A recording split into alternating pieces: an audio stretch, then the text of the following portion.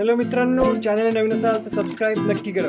India versus England first test चौथा दिवस second. Rishabh पंतने परत एकदा आपली रिषभपंती दाखवलेली आहे. पहिल्या इनिंग्समध्ये तर त्याने सेंचुरी केलीच होती, पण आता सेकंड इनिंग्समध्ये सुद्धा रिषभ पंतने सेंचुरी केलेली आहे. त्याने 140 बॉल्समध्ये 118 रन स्कोर केले. 118 वर तो आउट झाला. हळूहळू रिषभ पंत आता इंडियाचा all time greatest wicket keeper batter बनत चाललेला आहे. ऑल टाइम ग्रेटेस्ट इंडियाचा wicket keeper batter Rishabh Pant बनत चाललेला आहे.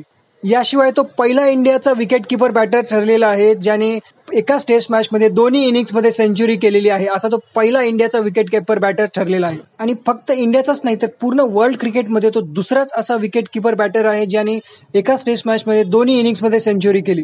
टेस्ट क्रिकेटमध्ये रिषभ पंत पूर्णपणे फायर आहे. मागच्या काही वर्षातला टेस्ट क्रिकेटमधला इंडियाचा तो one of the greatest match winner ठरत आहे.